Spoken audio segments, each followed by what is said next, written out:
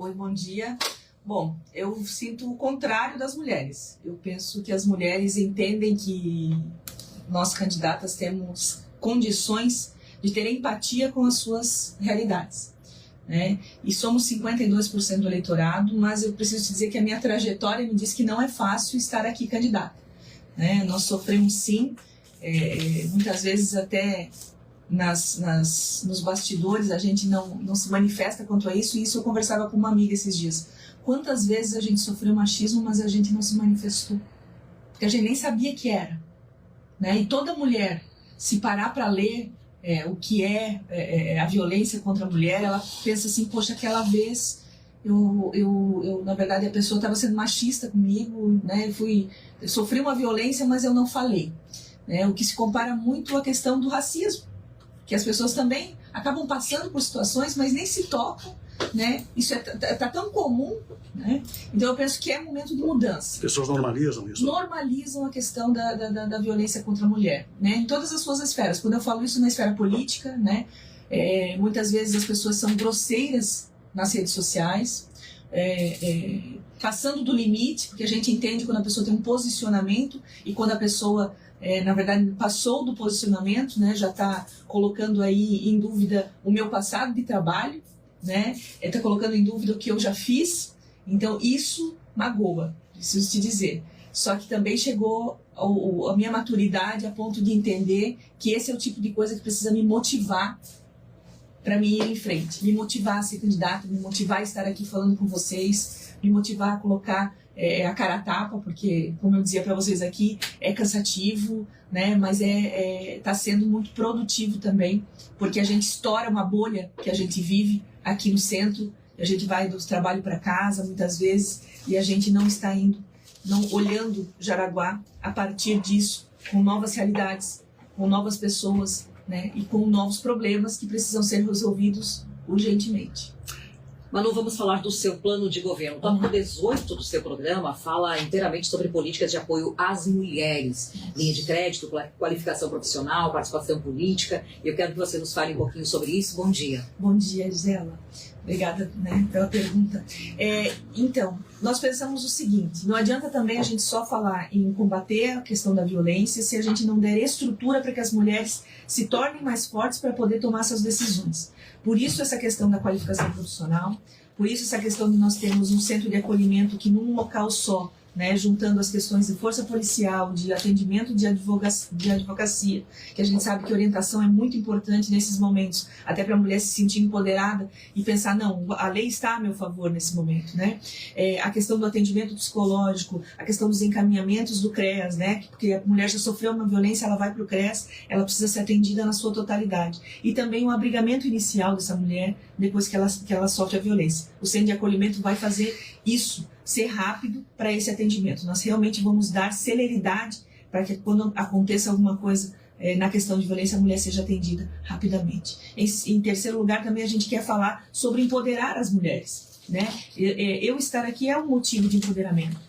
A gente precisa reconhecer as mulheres que se colocam candidatas, que estão na política, por isso que a gente até colocou essa questão no plano de governo. Nós precisamos mostrar que as mulheres podem sim se envolver, podem sim ser presidentes de bairro, podem sim ser presidentes de conselho municipal, podem sim ser candidatas a vereadora, a prefeita, a deputada e assim por diante, né? Eu já fui muito podada nessa questão política, então eu senti na pele, quando você está toda preparada para ser candidata e de repente alguém diz, não, vamos dar chance para que esse aqui está mais preparado que você, e daí vem de encontro a essa fala que o Marçal verbalizou, mas que muitos homens pensam, que mulher não vota em mulher.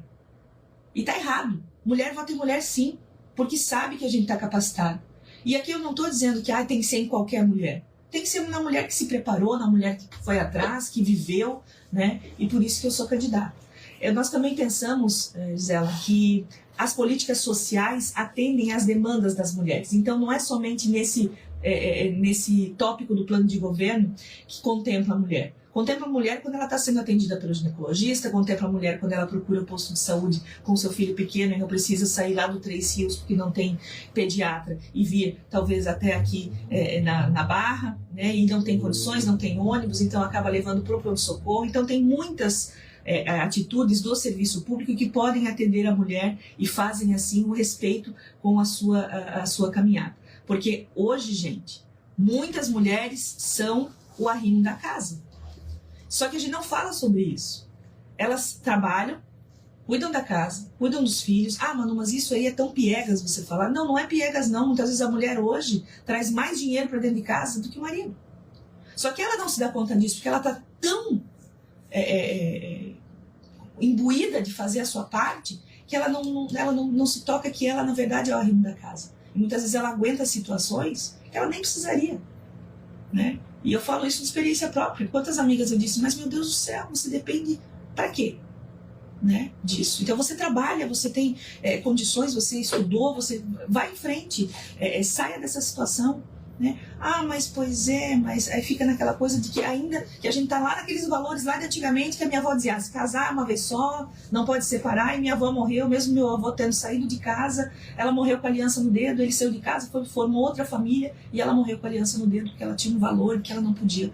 Isso a gente precisa romper essa barreira, né? A gente precisa entender que precisa haver respeito dentro das famílias e a mulher ser respeitada dentro do seu espaço, tendo um olhar do serviço público para que ela possa tomar suas próprias decisões. Manu, transporte coletivo é um problema sério em Jaraguá do Sul, muitas reclamações, e a senhora fala do passe livre em Jaraguá do Sul, no seu plano de governo. Como é que vai funcionar isso? Então, eu fiz um estudo sobre a questão do passe livre. Ele pode ser feito em etapas, né? Algumas cidades do Brasil, cerca de 100 cidades já estão com o passe gratuito. É preciso fazer com que a população também perceba de que o transporte público é de responsabilidade da prefeitura, né? Apesar de ele ser uma concessão, é responsabilidade da prefeitura. Se não tivesse a concessão, a prefeitura ia ter lá os seus ônibus para fazer o transporte, porque é de responsabilidade, é um direito do cidadão ter transporte público coletivo. Então, o que a gente fez um estudo, né, e percebeu o seguinte: não há como você de uma hora para outra passar e ser tudo gratuito. Se você fazendo o gradativo, você vai aumentando o número de passageiros, né? A nossa ideia é fazer os idosos, as crianças com deficiência e um acompanhante, né? Porque é quem leva e traz, a gente sabe das terapias e assim por diante, e dos estudantes. Porque eu penso que se nós dermos para os estudantes, nós também estamos fazendo um serviço de educação para que os jovens aprendam a se utilizar do transporte público. E também a melhoria de algumas coisas. Muita gente reclama do calor, do poucos horários ou poucas rotas e assim por diante. E fazer um reestudo também das rotas. Tem fins de semana também, né? Isso. Porque a vida continua, o mercado é aberto, farmácia, postos, combustíveis. Teve até uma pessoa, por exemplo, que ela tinha um compromisso à tarde no centro e ela tem que sair 8h30, 9 horas da manhã. Nossa. Porque ela vem de ônibus. Era tarde o compromisso dela. Então, assim, dificulta até a qualidade de vida das pessoas, né? Não, prejudica até o próprio empresário que precisa do trabalhar domingo, né? Às vezes, no shopping, no posto de combustível. Ou não pode abrir porque não tem o ônibus para levar, né? Então, a gente pensa que fazendo esse estudo gradativo, fazendo um investimento também, porque é necessário que se faça um investimento, porque a passagem, ela precisa ser também paga, né? Não é subsidiada, né? Subsidiada, né? Uhum. E a gente precisa parar de pensar que esse subsídio é dar, meu Deus, tem gente que fala assim, mas vai dar mais dinheiro para concessionária. Não, vai fazer o pagamento de uma passagem para que o munícipe possa fazer o uso do... E aí, o mais interessante é que as cidades que já estão fazendo passe livre, elas percebem a diminuição de carros na rua. E também a diminuição de motos, que provocam muito acidente, a gente sabe, né? Isso é histórico. Vocês aqui diariamente divulgam isso. Então, o passe livre vai fazer com que a comunidade também tenha melhorias na questão de mobilidade, sabe? Mas para isso é preciso fazer uma revisão de todo o sistema. Quando eu falo todo o sistema, eu fui até Curitiba. Eles iniciaram lá isso há 70 anos atrás, mas aqui em Jaraguá alguém precisa começar. E por isso que eu também falo, nós temos o plano Jaraguá 2050, que é começar esse planejamento, falar para a comunidade, olha, esse ano nós vamos fazer isso, o ano que vem nós vamos fazer isso, nesse ano nós vamos fazer isso, para que a comunidade também acompanhe as ações que o governo faz. Deixa eu aproveitar, a senhora falou do transporte coletivo para melhorar o trânsito, e a senhora fala também de anéis viários, né? Lá no seu plano de governo, a criação de anéis viários que recebem preferência de tráfego e permitam a circulação mais rápida. Como é que vai funcionar? Quais são os anéis viários que está na tua cabeça, assim, no teu planejamento? O primeiro deles é esse que a gente já tem conhecimento, que o DENIT tem um pré-projeto, né? Não é um projeto executivo completo, mas é esse que pega toda essa região de Nereu Ramos ali, quem veria da 280, não passaria mais por dentro da cidade, por exemplo, para ir para Pomerode. É uma linha que vai lá de Nereu, ali por cima, e sai no Rio Cerro, ali. Esse anel, ele já existe, esse pré-projeto, né, do governo estadual. É necessário que se bata que isso é importante para nós. Então, precisa pegar esse pré-projeto, analisar, avaliar se é preciso que a Anvale faça algum tipo de estudo, né, fazer com que a gente entenda que isso é algo necessário. Outra coisa também é a gente fazer um estudo de tráfego. Acho que a gente passa bastante tempo em opiniões, muitas vezes, muda aqui, muda ali. Isso já não cabe mais em Jaraguá, né? Nós temos ali um departamento de trânsito, mas ele precisa de muito mais estrutura. Mais pessoal, né? Talvez também apoio aí de universidade. Hoje existem tantos tipos de assessoria, né? Por que não nós fazermos uma assessoria? Porque, Roni, não adianta eu dizer assim, eu vou construir um viaduto na Reinaldo Rau, Manu. A gente precisa ter alguém que seja técnico e diga, é inviável, é viável, é possível. Uma equipe técnica profissional, técnica. Então, há algumas outras intervenções, algumas pontes que vão fazer também com que a locomoção seja mais rápida entre bairros, né? Não são pontes grandiosas, né? Como nós temos aí pontes em Jaraguá enormes, mas pontes mais de pequenas, mas que sejam pontes de retorno, que eles chamam. E também as passarelas. Eu acho que a antiga ponte Pêncio, né?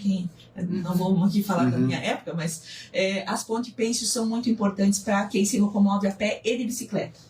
Né? Porque tu vê, se a gente não tivesse, quanto tempo não tinha essa ponte aqui perto da prefeitura? Essa ponte Pêncio foi a salvação de muita gente que atravessava do Jaraguá esquerdo, porque não tinha que ir até lá na Arge e nem vir até aqui no Vailate.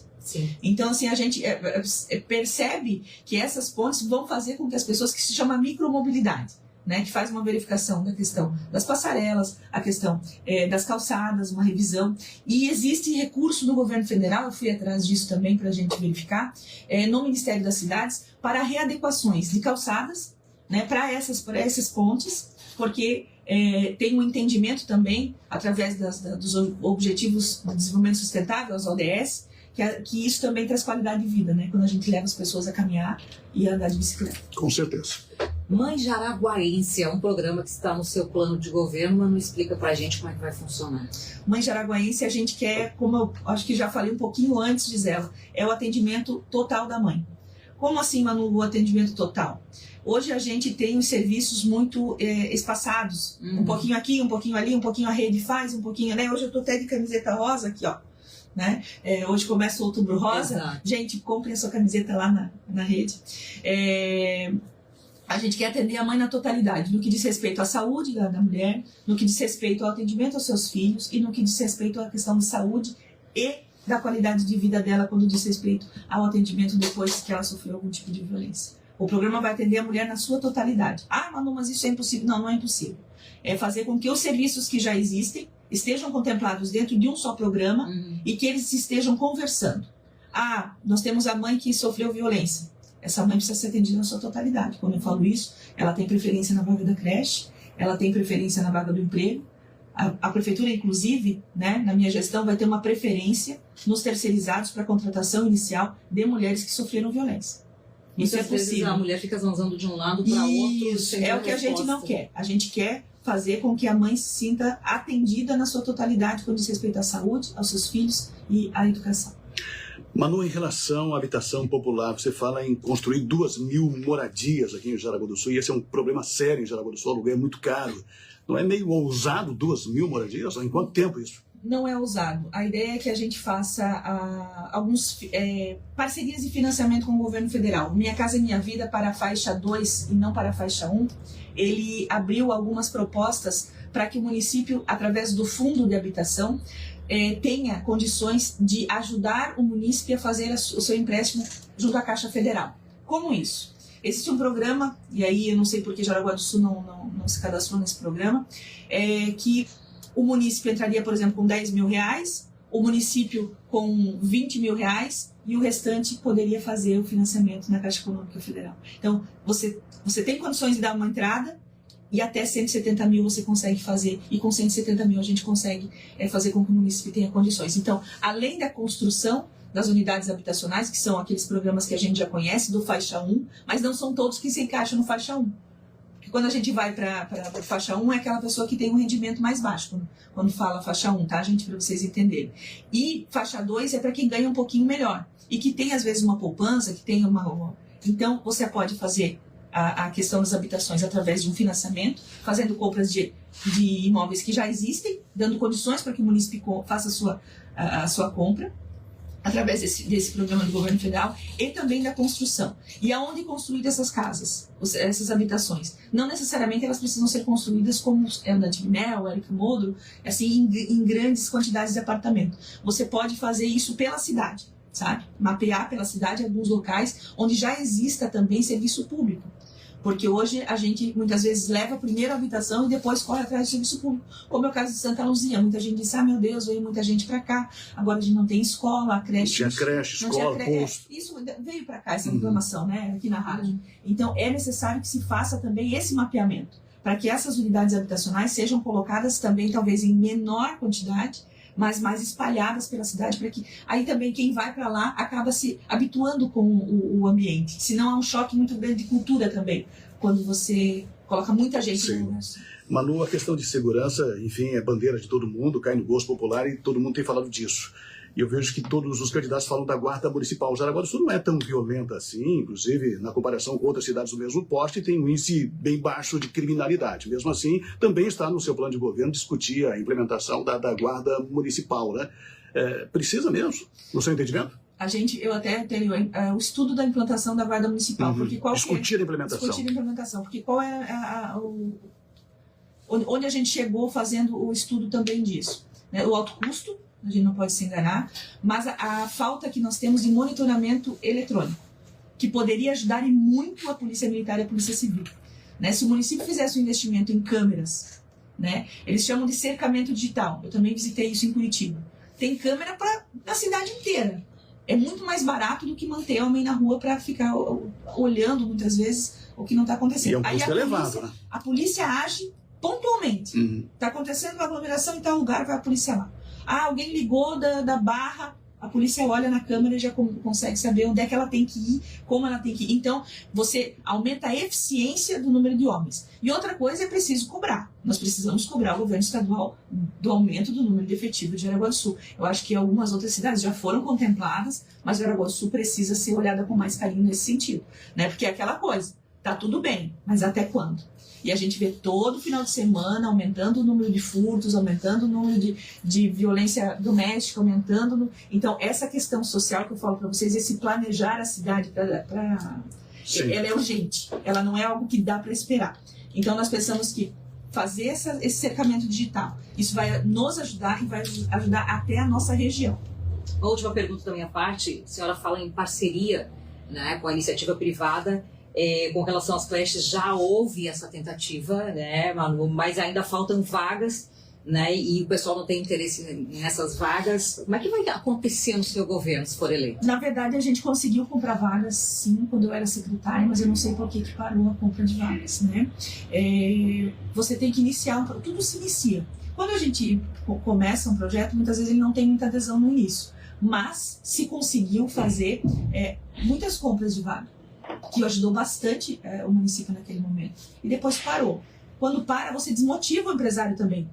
Né? Porque quem estava aberto, estava lá, de repente você para. Ele acabou montando uma estrutura para atender e depois não continuou. Então é necessário que isso seja contínuo. Não tem essas paradas, né? Para que o empresário se motive a fazer a compra. E a gente tem que ir atrás de instituições também que queiram fazer. Né? Existem instituições que querem abrir creches para a compra de vagas. Então a gente tem que ir atrás dessas instituições, conversar para trazê-las aqui para Jaraguá do Sul para poder ajudar. Sobre saúde, o tempo está correndo aí, a senhora fala de pronto atendimento também, como é que vai funcionar? O pronto atendimento é não construir coisas muito enormes e que pareçam um hospital. A gente precisa de imóveis que sejam úteis e que sejam eficientes, né? A gente viu aí a divulgação de uma UPA de 32 milhões de reais. Nós precisamos ser coerentes. Nós precisamos fazer algo com muito menos recursos que isso e que seja mais rápido. Hoje a tecnologia nos permite construir, assim, fazer construções rápidas e com muito menos dinheiro, recursos que isso. Então, são 3 UPAs que vão fazer o atendimento médio. Vai terminar. Manu, muito obrigado. Só para tu se despedir aí, a gente vai se encontrar de novo no debate quinta-feira. Isso. Então, olha minhas propostas na minha rede social. Vote 20, vote Manu Wolff. Obrigada.